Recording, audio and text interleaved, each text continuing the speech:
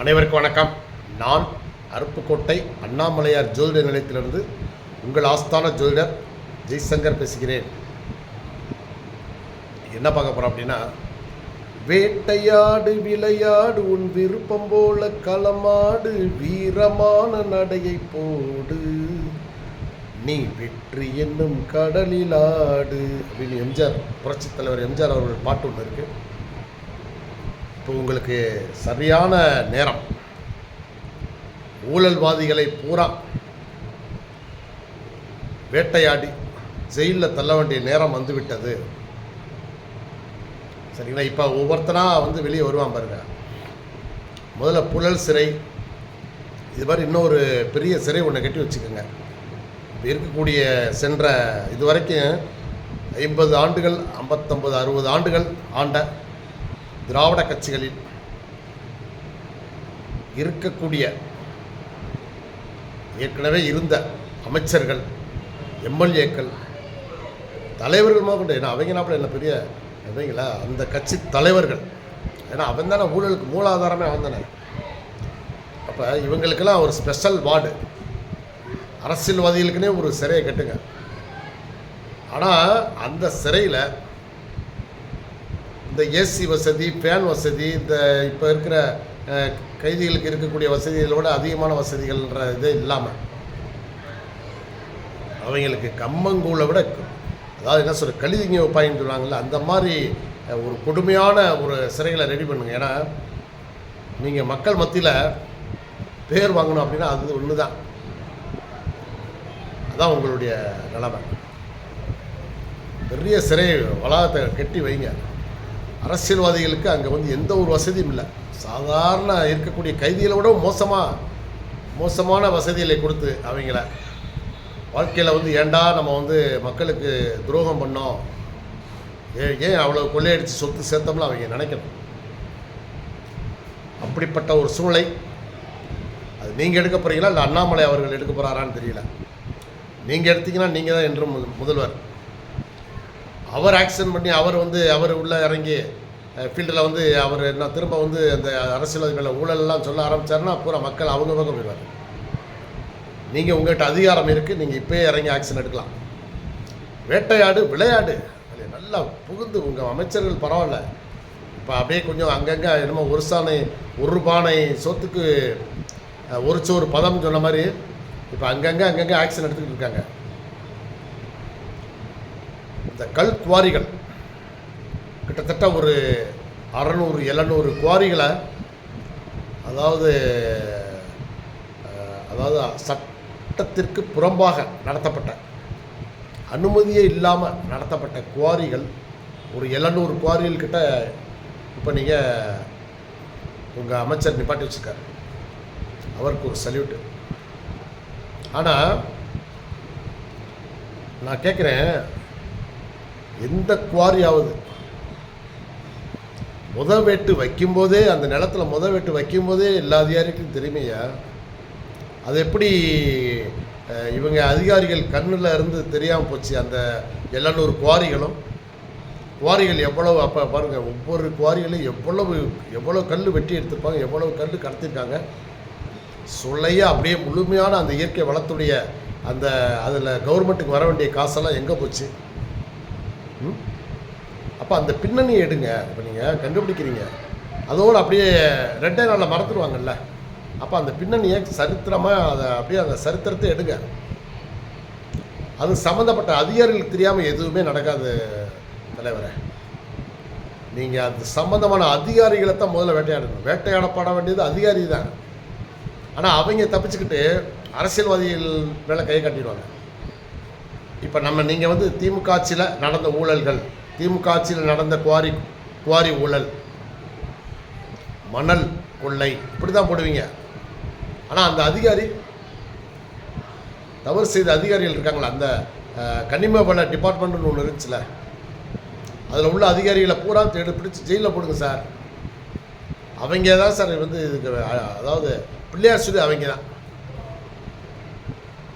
எல்லாம் பூரா பிறகு தண்ணி பையன் பூரா காசை வாங்கி பேக்கெட்டில் போட்டு அவங்க பரம்பரை நல்லா இருக்குமா சொல்லுங்கள். விளங்கவே விளங்காது. அப்புறம் இப்படி வந்து மக்கள் சொத்தை வந்து கொள்ளையடிக்கிற, அதாவது சிவன் சொத்து குலநாசம்னு சொல்லியிருக்காங்க. மக்கள், பொதுமக்கள் அனைவரும் சிவனுடைய ஒரு அவங்களுடைய அடியார்கள் தான், சரிங்களா? சிவனுடைய மறு உருவம் தான் மக்கள், பொதுமக்கள். அவங்க காசை கொள்ளையடிக்கிறியா? என்ன ஒரு 700 குவாரி எவங்களையுமே தெரியாமல் போயிடுச்சு. ஏன் அந்த ஆக்ஷன் எடுக்க வேண்டிய அதிகாரி என்ன எங்கே போனார்? பார்த்தா அதில் நீங்கள் அந்த பல அடுக்குகள் இருக்கும். அதில் அப்படியே ஒவ்வொரு ஆளாக பிடிச்சிட்டே போனீங்கன்னா கடைசியில் அதில் வந்து ஒரு அமைச்சர் வந்து மாட்டுவான். அமைச்சர் தான் வந்து மாட்டுவான். அவனுக்கு மேலே அந்த முதலமைச்சர் மாட்டுவான். எல்லாருக்கும் அதில் அப்படியே வரிசையாக பங்கு போயிட்டுருக்கும். நேற்று திரு அறநிலைத்துறை ரமேஷ் அவர்கள் அமைச்சர் மிகச்சிறந்த ஒரு பணி செஞ்சிருக்காரு. தவறு செய்த அந்த ஐயர்லேருந்து ஒரு 4-5 பணியாளர்களை சஸ்பெண்ட் பண்ணியிருக்காரு. அதே போல் முடிவெற்ற இடத்துல நடந்த ஊழலை கண்டுபிடித்து, ஏன்னா பொதுமக்கள் பாவம் வந்து இப்போ நேர்த்திக்கடனுக்காக முட்டை போட வர்றவங்களுக்கு கவர்மெண்ட்டே சம்பளம் கொடுக்குது அந்த முடி திருத்துறவருக்கு. அது போதும், முட்டை போட வர்றவங்ககிட்ட 200 கொடு, 300 கொடு, 100 ரூபான்னு சொல்லி அதில் சொல்லியிருக்கீங்க. ஆனால் 100 ரூபா இல்லை, அவன் முட்டைக்கு 500 ரூபா வரைக்கும் வாங்குறாங்க, சரிங்களா? இப்படி மிகப்பெரிய ஒரு ஊழல் அதில் நடந்துகிட்டு இருந்ததில் அதில் 2 பேரை வந்து சஸ்பெண்ட் பண்ணியிருக்கீங்க. இந்த நடவடிக்கை பத்தாது. நீங்கள் ஒரு அமைச்சரை நேரடியாக இருந்து ஒரு முறைகேடை கண்டுபிடிச்சிங்க, ஒரு ஊழலை கண்டுபிடிச்சிட்டிங்க அப்படின்னா உடனடி தண்டனை கொடுத்துருங்க. பணி நீக்கம்தான். நீங்கள் இப்படி சஸ்பென்ஷன் கொடுத்தீங்கன்னா திரும்ப அப்புறம் ஒரு 3 மாதத்துக்கு திரும்ப சேர்ந்துருவாங்க. எப்பயுமே கரை படிந்த கை வந்து சுத்தமே ஆகாது. அது திரும்ப அந்த கரையை வந்து அதை பண்ணிக்கிட்டே தான் இருக்கும். ஊழல் கரையாக இருக்கட்டும், லஞ்சம் வாங்கின கையாக இருக்கட்டும், எதாக இருந்தாலும் அந்த லஞ்சத்தை வாங்காமல் விட மாட்டாங்க. அப்போ அவங்கள வேலையை விட்டு தூக்கிடுங்க, சரிங்களா? அதே போல் நேற்று ஒரு செய்தி படித்தேன். அதாவது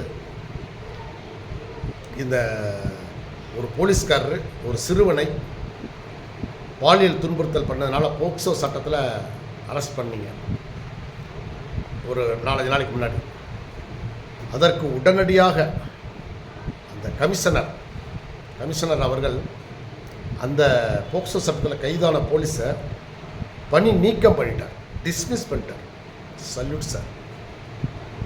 அப்படி இருக்கணும். அதாவது தவறு செய்த அதிகாரிகளை கண்டித்து அதோடு அவனை வேலையை விட்டு தூக்கிடுங்க.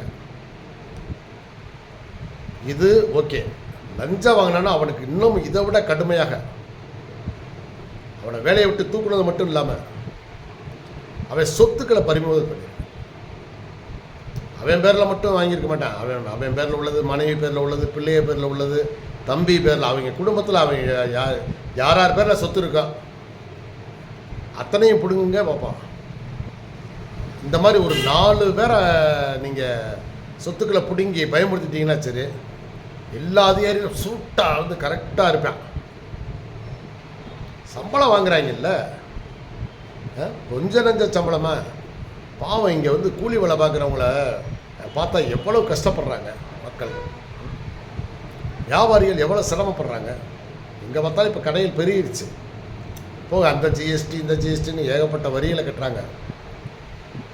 அதே நேரத்தில் சரி, இது வந்து ஓகே. இப்போ நமக்கு வெளியே தெரியுது இந்த குவாரி ஊழல், மணல் ஊழல். இந்த மணலை நீங்கள் என்ன போய் பார்க்கல, குவாரியை ஓரளவுக்கு நீங்கள் கண்டுபிடிக்கிறீங்க. அதில் இருக்கிற அதிகாரிகளை முதல்ல பிடிச்சிங்கன்னா தான் அது அவனை அடிக்கிற அடியில் அவன் இந்த என்னை தூண்டி விட்டது இவர் தான் சொல்லி கை காட்டுவான்.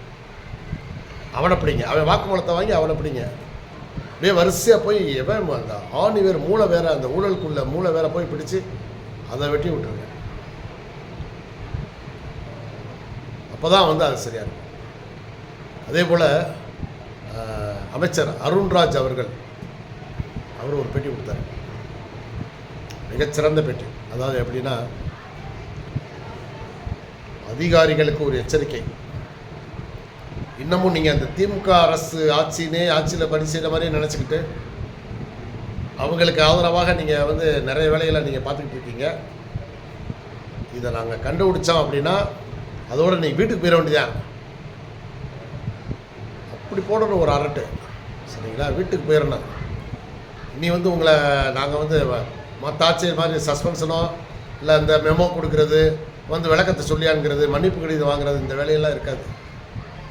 இளைய தளபதி புரட்சி தளபதி விஜய் அவர்கள் ஆட்சியில் தவறு செய்தால் உடனடி தண்டனை, கடுமையான தண்டனை. ஊழல் பண்ணி சீனாவில் பாருங்கள், சொத்தை பூரா பிடிங்கிட்டு அவனை வந்து அவனுக்கு மரண தண்டனை கொடுக்குறாங்க.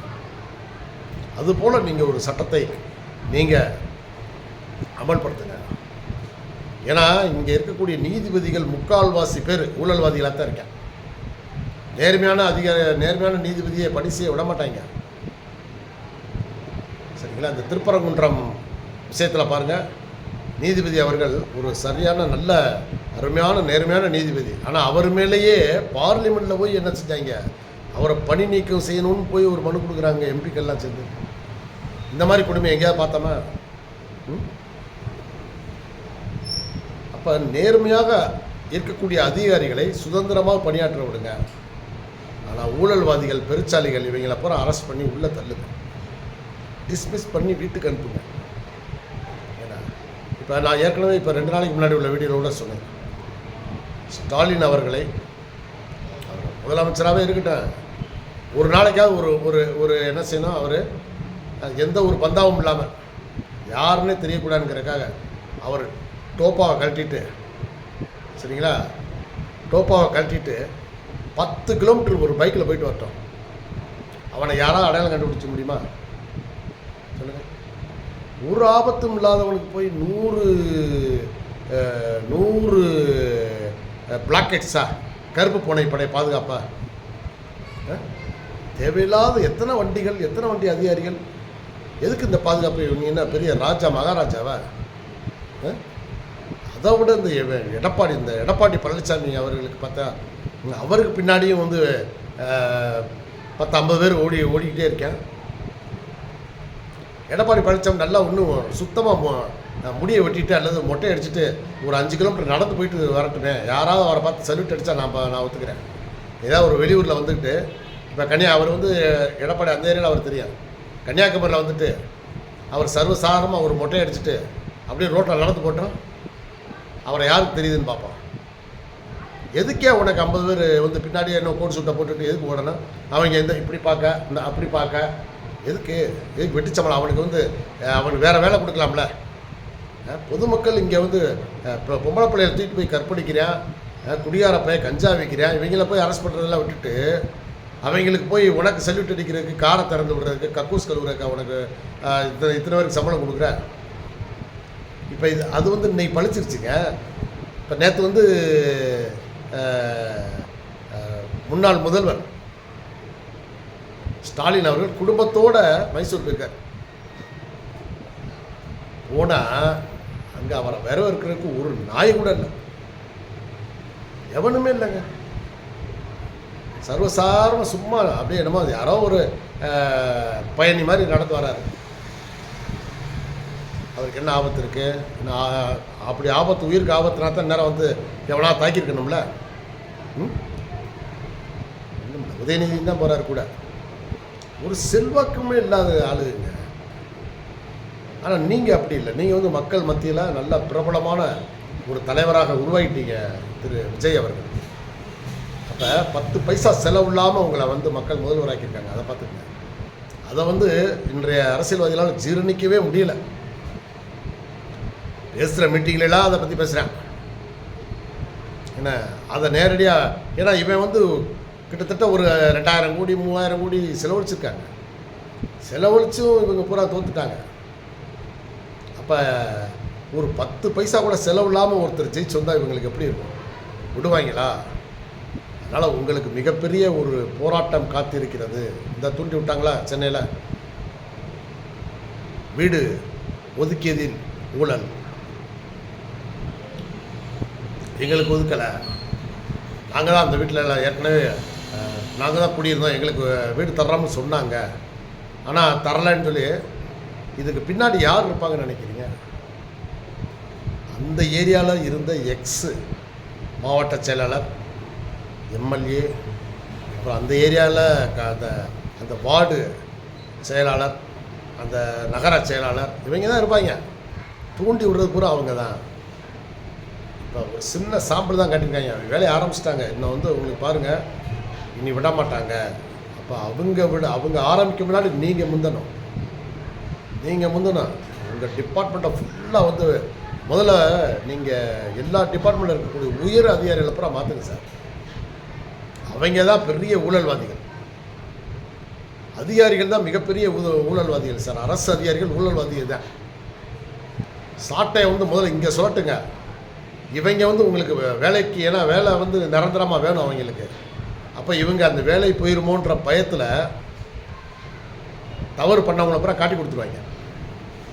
நீங்கள் லேசாக போய் அரெஸ்ட் பண்ணிடுங்க. ஏன்னா ஏகப்பட்ட ஊழல், எல்லா டிபார்ட்மெண்ட்லேயும் ஊழல் இருக்குது.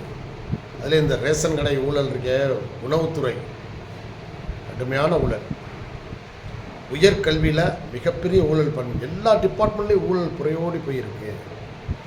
இப்போ 2-3 அமைச்சர்கள் தான் கொஞ்சம் ஆக்டிவாக இருக்கிற மாதிரி தெரியுது. அறநிலையத்துறை அமைச்சர் சூப்பர் உண்மையிலேயே. அருண்ராஜ் இப்போ கொஞ்சம் ஆரம்பிச்சிருக்காரு. குவாரி, அந்த கல் குவாரி, அந்த மண் தாது பொருட்களுடைய அந்த அமைச்சர் கொஞ்சம் தன்னுடைய வேலையை ஆரம்பிச்சிட்டாரு. எத்தனையோ பெண்களை நீங்கள் வந்து அமைச்சராக்குனீங்க, அழகு பார்த்தீங்க. அவங்க என்ன பண்ணுறாங்க? அமைச்சராக வீட்டிலேயே போய் படுத்துக்கிட்டாங்களா?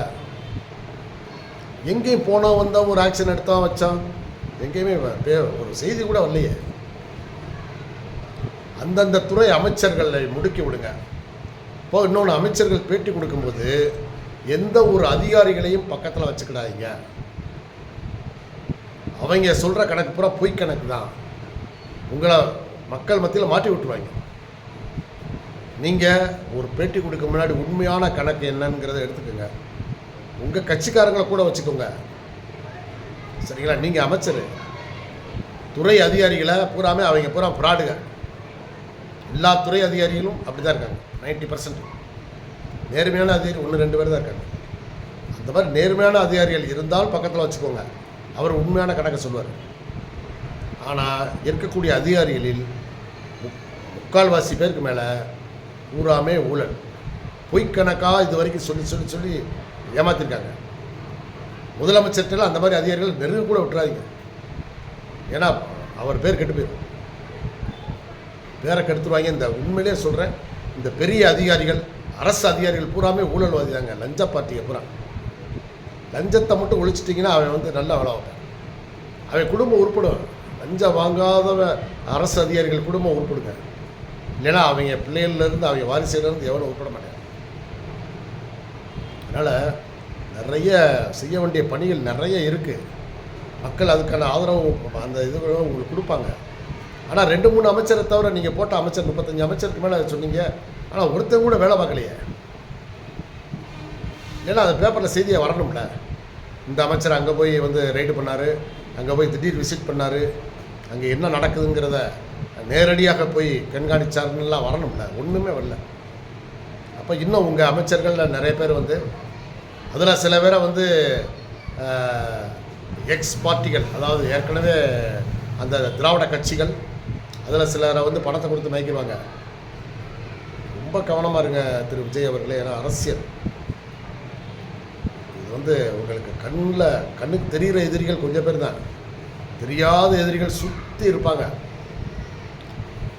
உங்களை சுற்றி இருக்கிற அதிகாரிகள்லேயே அங்கே நடக்கிற விஷயத்தை பூரா அப்படியே உடனுக்குடன் அப்படியே பாஸ் பண்ணுற அதிகாரிகளாக இருப்பாங்க. அதெல்லாம் யாருமே அந்த கருப்பாடுகளை பூரா பிடிச்சி டிஸ்மிஸ் பண்ணி விட்டுருக்கு. ஏதாவது ஒரு கேஸில் மாட்டி விட்டு அவனை வந்து வெளியவே வர முடியாத ஒரு இதில் வந்து மாட்டி விட்டுருக்கு. நீதிபதிகளில் ஜி.ஆர். சுவாமிநாதன் மிகச்சிறந்த ஒரு நீதிபதி. அந்த மாதிரி காசுக்கு ஆசைப்படாத, தர்மத்தின் பால் நடக்கக்கூடிய அதிகாரிகளையும் நீதிபதிகளையும் நீங்கள் நல்ல முறையில் ஊக்குவிச்சுக்கங்க. அதர்மத்தின் பால் போகக்கூடிய, ஏன்னா இயற்கை வளங்களை பூரா சுரண்டிட்டாங்க. வரக்கூடிய இளைய தலைமுறையினருக்கு என்னத்தை வைக்க போகிறாங்க சொல்லுங்கள்? காமராஜர் கட்டின அணைக்கட்டு தான் இன்றைக்கி நிற்கிது. அதுக்கப்புறம் கட்டின அணைக்கட்டு ஒன்று கூட நிற்கலை. எத்தனையோ பாலங்கள் பேருக்கு கட்டுறோம்ட்டு அந்த வெள்ளம் வர்ற நேரத்தில் திறப்புலா நடத்துவாங்க. வெள்ளத்தில் அடிச்சுட்டு போய் ஷிஃப்ட்டு கணக்கு எழுதிடுவாங்க. இப்படி இவ்வளோ நாளாக வந்து பெரிய ஊழல், போக்குவரத்து துறையிலேருந்து பொதுப்பணித்துறையிலேருந்து எல்லாமே. இப்போ உங்களுக்கு ரைட் ஹேண்டாக ஒருத்தர் இருக்காருல்ல ஆனந்துன்னு, அவருக்கு என்ன வேலை சார்? எப்போ பார்த்தாலும் உங்கள் வீட்டில் தான் இருக்கார். அவர் ஒரு அமைச்சர் தானே, எதுக்கு அவருக்கு அமைச்சர் பதவி கொடுத்தீங்க? அது பேசாமல் அவரை உங்கள் வீட்டிலேயே வேலைக்கு வச்சுக்கலாம்ல. அவர் ஒரு ஆக்ஷனும் எந்த ஒரு இதுவுமே அவரை நாங்கள் இன்னும் பார்க்கலையே. அவர் ஒரு ஆக்ஷன் கூட எடுத்த மாதிரி பார்த்துடல. அதிகாரிகளை ஒரு சுழற்றுறதுக்குன்னு ஒரு அமைச்சரை வச்சுக்கோங்க. அதான் அமைச்சர் தகுதியில் ஒரு ஆளை வச்சுக்கோங்க. அவருக்கு வேலையை அனைவரையும் கண்காணிக்கிற வேலைன்னு வச்சுக்கோங்க. அவருக்கு கீழே வந்து நல்ல ஓய்வு பெற்ற நேர்மையான அதிகாரியில் ஒரு டீமை இறக்குங்க உள்ள. உங்கள் அமைச்சர்லேருந்து எம்எல்ஏக்கள்லேருந்து ஏற்கனவே இருந்த எம்எல்ஏக்கள் அமைச்சர்கள் இவங்க பண்ண ஊழல்களை பூரா வெளிக்கொண்டு வர்றதுக்கு அந்த ஒரு டீமை நீங்கள் வச்சுக்கோங்க. அவங்க கொடுக்குற ரிப்போர்ட்டை அவங்க அமைச்சர்கிட்ட கொடுங்க. பேட்டி கொடுக்க முன்னாடி எந்த ஒரு ஐஏஎஸ் அதிகாரிலையும் அது எந்த ஒரு டிபார்ட்மெண்ட் துறை அதிகாரிகளும் பக்கத்தில் வச்சுக்கலாமல் அமைச்சரை நேரடியாக அனைத்து விவரங்களையும் அறிந்து பதில் சொல்லணும். அதிகாரிகள் சொல்கிற கணக்கு பூராமே பொய் கணக்கு தான். ஸோ அதனால் உங்களுடைய ஆட்சி மென்மேலும் வளர வேண்டும் விஜய் அவர்கள். ஆனால் மிக மிக இன்னமும் அதாவது மனசு வந்து இன்னமும் உங்களை பாராட்டிக்கிட்டே தாங்க இருக்குது. ஏன்னா இதுவரையும் 10 பைசா செலவு இல்லாமல் எந்த ஒரு எலெக்ஷனில் எந்த ஒரு தலைவருமே ஜெயிச்சது. அப்படி ஒரு மிகச்சிறந்த ஒரு வாய்ப்பை மக்கள் உங்களுக்கு வழங்கியிருக்காங்க. ஸோ அதனால் உங்களுடைய கவனம், முழு கவனமும் தமிழக மக்கள் மீது, அவருடைய வளர்ச்சியின் மீது இன்னும் எவ்வளவோ நல்ல நல்ல திட்டங்களை அறிமுகப்படுத்துங்க. நல்ல அதிகாரிகளை பக்கத்தில் வச்சுக்கிட்டு அடுத்து என்ன செய்யலாம் அப்படின்ட்டு. அந்த ஒரு நாள் முதல்வராக அர்ஜுன் முதல்வன் படத்தில் நடித்தார் இல்லையா, அந்த ஒரு நாளில் அவர் எவ்வளவு சாதனைகள் பண்ணுறாரோ அதே மாதிரி நீங்கள் ஒவ்வொரு நாளும் அதுபோல் ஒரு நிறைய சாதனைகள் வரணும். நீங்கள் அந்த ஊழல் பண்ண, ஏன்னா இந்த எல்லாருமே வெளியே இருக்காங்க, நீங்கள் பூரா குற்றவாளிகள் தான். முன்னாள் முதல்வர்களில் இருந்து எல்லா திராவிட கட்சியில் இருந்த அமைச்சர்கள், அந்த அதிகாரிகள் எல்லாருமே வந்து பெரிய குற்றவாளிகள். எல்லாத்தையும் தோண்டி எடுத்து வெளியே அந்த அந்த சொத்துக்களையும் அந்த இதையும் பறிமுதல் பண்ணிங்கன்னா, ஊழல் பணத்தையும் பறிமுதல் பண்ணிங்கன்னா நீங்கள் நம்ம தமிழ்நாடு பெற்ற 10 லட்சம் கோடி கடனே அடைச்சிடலாம். இன்னும் 10 ஆண்டுகளுக்கு மேலே நீங்கள் வந்து செலவில்லாத பட்ஜெட், அதாவது வரி இல்லாத பட்ஜெட் போடலாம். அப்படி இருந்தாலும் உங்களுக்கு வந்து உபரி தொகை வந்து நீங்கள் ஐநா சபைக்கே கடன் கொடுக்குற அளவுக்கு கொள்ளையடிச்சு வச்சுருக்காங்க இல்லையா. எல்லாத்தையும் பறிமுதல் பண்ணுங்கள், படிப்படியாக பண்ணுங்கள். ஒரு மக்கள் செல்வாக்கே இல்லாத இவங்களே இவ்வளவு ஒரு ஆட்டம் போட்டாங்கன்னா, மக்கள் செல்வாக்கு மிக்க நீங்கள் நினைத்தால், ஏன்னா புரட்சித் தலைவர் எம்ஜிஆர் வந்து அவர் வந்து மக்கள் திலகம், மக்களுடைய நாடி துடிப்பை அறிந்தவர். ஏழை தொண்டனுடைய அந்த ஒரு எதிர்பார்ப்பு அவனுக்கு வந்து, ஏன்னா கஷ்டப்பட்டு உழைக்கிறான். ஒரு 100 ரூபா காசு சம்பாதிக்கணும்னா இன்றைக்கும் ரொம்ப சிரமங்கள்லாம் இருக்குது. அப்படிப்பட்ட நேரத்தில் எவ்வளோ பிச்சைக்காரங்க உட்காந்துருக்காங்க வெளியே பாருங்கள். அப்போ அவங்களுக்கெல்லாம் என்ன தீர்வு? என்ன? எல்லாம் இவங்க கொள்ளையடித்த காசு தான். எல்லார் கையிலையும் வர வேண்டிய காசை இப்படிப்பட்ட சில பதவி ஆசை பிடித்த, ஊழல் வரி பிடித்த இந்த அதிகாரிகளும் அரசியல்வாதிகளும் கொள்ளையடித்த பணத்தை நீங்கள் திரும்ப பிடுங்கி மக்களுக்கு பண்ணிங்கன்னா ஒரு பிச்சைக்காரன் கூட இருக்க மாட்டாங்க. எல்லாரும் உழைக்க வந்துடுவாங்க. அனைத்து மாவட்டங்களிலும் தொழிற்சாலைகளை தொடங்க. படித்த இளைஞர்கள் நிறைய இருக்காங்க.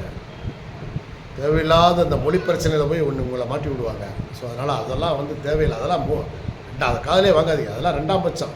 மத்திய சர்க்கார் எத்தனை பள்ளிக்கூடம் கொடுத்தாலும் வாங்கி எல்லா ஊர்களையும் திறந்து வைங்க. பெண்ணை நம்ம பிள்ளைய தானே படிக்க போகுது. அவங்க படிக்கட்டும், சரிங்களா? நீங்கள் எதுக்கு தடை பண்ணுறீங்க? மத்திய சர்க்காருடைய திட்டங்களை பூரா அப்படியே ஆதரிச்சிங்கன்னா அவங்க வந்து கொடுக்குற பணம்லாம் வந்துடும்ல. அவங்க என்ன எதிரியாக பண்ண போகிறாங்க? அவங்களும் மக்களுக்கு நல்லதாக செய்ய போகிறாங்க, நீங்களும் மக்களுக்கு நல்லதாக செய்ய போகிறீங்க. அப்போ 2 வழியில் வந்து மக்களுக்கு பயன் கிடைக்குமா இல்லையா? அதனால் மத்திய அரசோட மோதவே வேண்டாம்.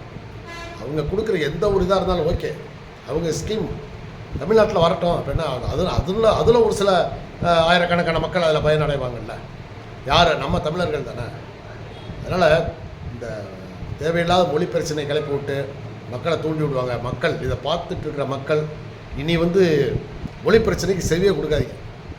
ஹிந்தி வந்தால் என்ன, எந்த மொழி வந்தால் என்ன, எல்லாத்தையும் ஏற்றுக்கிட்டு நம்மகிட்ட வளர்ச்சியை நோக்கி போய்கிட்டே இருக்கணும். அவ்வளோதான்.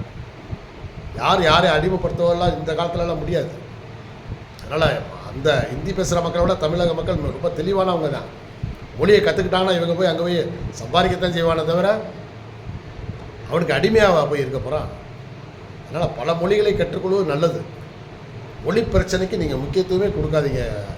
புரட்சி தளபதி விஜய் அவர்களே, நீங்கள் மிகச்சிறந்த ஒரு ஆட்சியாளராக, நல்ல நிர்வாகி என்பது இனிமேல் தான் மக்கள் ஓரளவுக்கு உங்கள் அமைச்சர்கள் இப்போ பண்ணுறது பார்க்கும்போது கொஞ்சம் பரவாயில்ல, ஓரளவுக்கு என்னமோ கண்ணில் வந்து ஒரு அதாவது நடுநிலையாளர்கள் இருக்காங்க இல்லையா, கோடிக்கணக்கான பேர் ஊழலே பார்த்து பார்த்து பழகிருக்கோம் 50-60 வருஷமாக. ஒரு சின்ன புள்ளி தெரியுது. இந்த புள்ளி சூரியன் மாதிரி பிரம்மாண்டமாகணும்னா அப்போ நீங்கள் செய்ய வேண்டிய பணிகள் எவ்வளவோ இருக்குது. இன்றைக்கி ஒரு புள்ளி தான் இருக்குது. இதில் நிறைய புள்ளிகள் சாரணும். அத்தனை அமைச்சர்களும் இது மாதிரி ஆக்டிவாக இருக்கணும். அனைத்து துறையிலும் உள்ள ஊழல்களை இப்போ அந்த லிஸ்ட் எடுக்கிறத வேலையாக இருக்கணும். திடீர் விசிட் அடிக்கணும். சரிங்களா? கண்டிப்பாக அந்த ஊழல் பண்ணுற அதிகாரி மாட்டுவாங்க. எல்லா இடத்துலையும் இருக்காங்கல்ல, உடனடியாக வந்து பணி நீக்கம் பண்ணிடு. அப்புறம் அவன் கோர்ட்டுக்கு போட்டோம் போய் என்னத்தை சொல்ல போகிறேன், எப்படினாலும் அவன் சொன்ன அதை கொள்ளையடிச்சு சொல்லணும்ல. அதனால் நீங்கள் வந்து எந்த ஒரு இதுக்கும் பயப்பட வேண்டாம். அதே போல் இன்னும் உங்களுக்கு இருக்குது, அரசு ஊழியர்கள் பிரச்சனை கிளப்பிவிடுவாங்க, போக்குவரத்து துறையில் உள்ள பிரச்சனை கிளப்பிவிடுவாங்க, டாஸ்மாக் ஊழியர்கள் பிரச்சனை பண்ணுவாங்க. சரிங்களா? இது எல்லாமே கணிப்பில் இருக்குது. உங்களுக்கு கண்டிப்பாக வந்து இன்னும் ஒரு 3 மாதத்தில் மிகப்பெரிய சிக்கல்களை உருவாக்குவார்கள். செயற்கையாகவே உருவாக்குவாங்க. நிறைய பஞ்சத்தை உருவாக்குவாங்க. மக்களுக்கு தண்ணி கிடைக்காமல் பண்ணுவாங்க. ஏன்னா எல்லாமே இவங்க டிபார்ட்மெண்ட்டில் போட்ட, இவங்க ஆட்சியில் இருந்தப்போ போட்ட அதிகாரிகள் தான் இப்போ இருக்காங்க. நீங்கள் சுழற்ற சாட்டில் அவன் ஒழுங்காக வேலை செய்யணும். இல்லைன்னா வீட்டுக்கு போயிடணும்னு ஒரு கண்டிஷன் இருந்தால் ஒழுங்காக வேலை. இல்லை நீங்கள் வந்து அப்படியே தடையை கொடுத்துட்டு இருந்தீங்கன்னா அவங்க சொல்லத்தான் கேட்பாங்க, உங்கள் பேச்சை கேட்க மாட்டாங்க. திடீர்னு அங்கேருந்து ஒரு உத்தரவு வந்துச்சுன்னா போதும், எல்லாரும் 4 நாளைக்கு கரண்ட் நிப்பாட்டியா இல்லையா, மக்கள் அவதிப்படட்டும். ஏன்னா அவங்களுக்கு மக்கள் மேலே அக்கறை இல்லை. ஆனால் உங்களுக்கு அக்கறை இருந்தது அப்படின்னா முதல்ல நீங்கள் செய்ய வேண்டியது ஊழல் பண்ண அதிகாரிகளை பிடிச்சி உள்ளே போட்டு அந்த செய்தி மக்கள் காதில் தேனாக விழணும். டிவிலையும் பத்திரிக்கையிலையும் அவங்க வந்து எப்படி இப்போ கல்கத்தாவில் மேற்கு வங்காளத்தில் இப்போ சுவேந்த் அதிகாரி ரவுடிகளை எப்படி அடித்து ஒடுக்கிறார் பார்த்தீங்களா? இப்போது இங்கே அனாவசியமாக அங்கே நம்ம இந்தியர் அல்லாத ஆளுகளை உடனே வெளியேற்றிட்டு இருக்காங்க. இங்கே நீங்கள் தமிழ்நாட்டில் கணக்கெடுத்தீங்கன்னா கிட்டத்தட்ட 8 கோடி பேரில் 1 கோடி பேருக்கு மேலே இங்கேயும் வந்தேரிகள் இருக்காங்க. எல்லாம் இந்த திராவிட கட்சிகளுடைய ஆதரவில் இருக்காங்க. அதாவது போலியா ரேஷன் கார்டு, போலி பாஸ்போர்ட்டு, போலி ஓட்டர் ஐடி எல்லாம் வாங்கி வச்சுருக்காங்க. ஸோ இதுக்கெல்லாம் உங்களுக்கு நிறைய பணிகள் இருக்குது. நீங்கள் தமிழ்நாட்டை நல்லா அழகுபடுத்தலாம், சுத்தப்படுத்தலாம். அதுக்கு உங்களுடைய கரங்கள், இரும்பு கரம் கொண்டு இந்த பாலியல் குற்றவாளிகள், அதேபோல் போதை கலாச்சாரம், இந்த கல் குவாரி மணல் கொள்ளை, அது மட்டும் இல்லை எல்லா துறையும் தான். அதே போல் பிடபிள்யூடி துறை, பொதுப்பணித்துறை, இனிமேலாம் ஒரு பாலம் கட்டி ஒரு ஏதாவது ஒரு பாலம் வந்து ஆற்றுல அடித்து போச்சுன்னா அந்த அந்த அதிகாரியிலேருந்து, அந்த கான்ட்ராக்டர்லேருந்து, அந்த இது வரைக்கும் நீங்கள் அவங்களை வெட்டி போச்சுருங்க. டைரெக்டாக தூக்கு தண்டனை, அல்லது அவனை சீனாவில் போன மாதிரி அவனை முன்னாடி போட விட்டு சுட்டு தள்ளிடுங்க. மக்களுக்கு வந்து எந்த ஒரு, ஏன்னா மக்கள் காசு, ஒவ்வொரு காசும் ரொம்ப முக்கியமான காசுங்க. உங்களை 10 பைசா கூட வாங்காமல் உங்களுக்குன்னு ஓட்டு போட்டாங்கல்ல. இன்னமும் நிறைய பேர், நிறைய அமைச்சர்களுடைய பேரே வெளியே தெரிய மாட்டேங்குது. அவங்கெல்லாம் வந்து களத்தில் வந்து இப்போ போராடினா தானே தெரியும். எத்தனையோ பெண்கள் அமைச்சர்களை நீங்கள் போட்டிருக்கீங்க. ஆனால் ஒருத்தர் கூட எந்த ஒரு ஆக்ஷனுமே இன்னும் களத்தில் இறங்கலை அவங்க. அதனால் களத்தில் இறங்கியிருக்கக்கூடிய அமைச்சர்களுக்கு வாழ்த்துக்கள், பாராட்டுகள். ஏன்னா அவங்கள வந்து இப்போ கொஞ்சம் கொஞ்சம் வெளியே தெரியுது. இப்போ இந்த அமைச்சர் இந்த துறைக்குன்னு தெரியுது. ஸோ இது மாதிரி எல்லா அமைச்சர்களும் முதலமைச்சர் விஜய் அவர்களுடைய பேரை காப்பாற்றணும். அவங்கவுங்க டிபார்ட்மெண்ட்டில் நடந்த ஊழல்கள் எல்லாம் வெளியே கொண்டு வரணும். எந்த அதிகாரியுமே நீங்கள் நம்ப வேண்டாம்.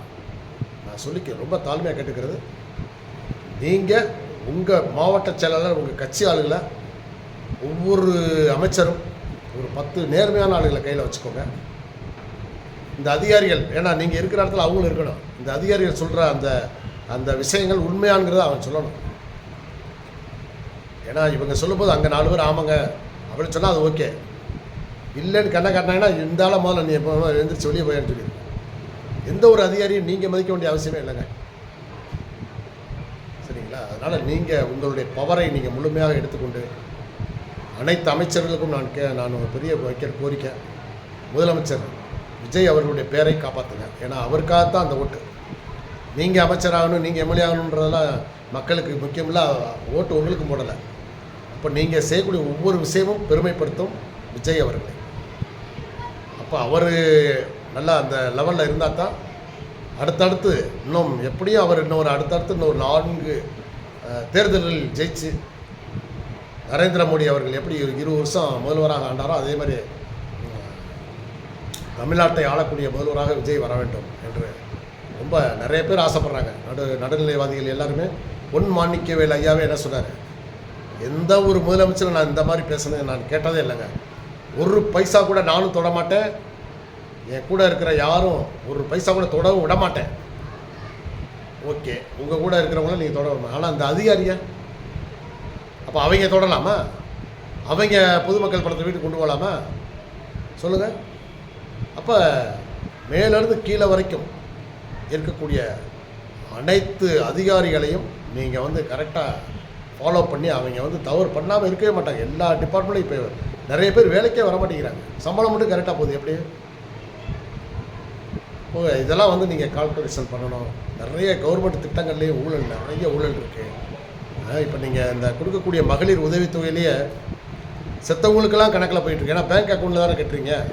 அப்படிங்கிறப்ப அவங்களுக்கு அந்த போய்கிட்டே இருக்கும். அதெல்லாம் வேஸ்ட்டாக விரலுக்கு இறைத்த நீர் மாதிரி தானே. அப்போ அந்த தேவையில்லை. அதெல்லாம் ஒரு அப்பப்போ கணக்கு எடுத்துக்கிட்டே இருக்கு. 6 மாதத்துக்கு ஒரு தடவை, ஒரு வருஷத்துக்கு ஒரு தடவை இந்த மகளிர் உதவித்தொகை திட்டம். ஏன்னா மாதம் 1000 ரூபாய் இருந்தாலும் சரி, 2500 இருந்தாலும் சரி, அது இல்லாத ஆளுக்கு எதுக்கு தேவையில்லாமல் போயிட்டுருக்கணும். அப்போ அந்த காசை நிப்பாட்டிங்கன்னா அடுத்து புதுசாக நிறைய பேர் அப்ளை பண்ணியிருப்பாங்க, அவங்களுக்கு கிடைக்கும்ல. ஸோ அதனால் இதெல்லாம் நீங்கள் கவனத்தில் கொண்டு நல்ல நேர்மையான மக்களாட்சியை உங்கள் தலைமையில் புரட்சி தளபதி விஜய் அவர்களுடைய தலைமையில் நிறுவி மாபெரும் வெற்றி. அடுத்த எலெக்ஷனில் இப்போ 108 கொடுத்தாங்க மக்கள். அடுத்த எலெக்ஷனில் இது 160, 170 தனிப்பட்ட முறையில் டிவிக்கு மட்டுமே அந்த அளவுக்கு வாங்க வேண்டும். அப்போ அந்தளவுக்கு மக்கள்கிட்ட நீங்கள் பிரபலம் வாங்கணும்னா இப்போ உங்கள் கையில் கிடச்சிருக்க மிகச்சிறந்த வாய்ப்பு. உண்மையிலே நான் பெருமைக்காக சொல்லலை. இப்போ அண்ணாமலை பிஜேபியில் இருந்தாலும் சரி, இல்லாட்டாலும் சரி, அவர்கள் மட்டும் இன்றைக்கி அண்ணாமலை மட்டும் முதல்வராக இருந்தால் இந்த நடவடிக்கைகள் அத்தனை அமைச்சர் ஆரம்பிச்சிருப்பாங்க. அன்றைக்கி பதவியேற்ற நாள்லேருந்து விட்டுருக்க மாட்டாங்க. அவரை மாதிரியே எல்லோரும் வந்துடுவாங்க. அதே போல் நீங்கள் நேர்மையானவர், நான் ஒரு பைசா கூட தொட மாட்டேன்னு சொல்கிறீங்கல்ல. அப்போ உங்கள் எம்எல்ஏக்கள், கட்சிக்காரங்க, மாவட்ட செயலாளர்கள் மற்றும் அனைத்து துறை அதிகாரிகளையும் நீங்கள் உங்கள் கண்ட்ரோல் பண்ணி நேர்மையான ஆளாக மாற்றி விட்டுருங்க. நீங்கள் மிகச்சிறந்த நிரந்தர முதல்வராக இருப்பீங்க. நன்றி, வணக்கம்.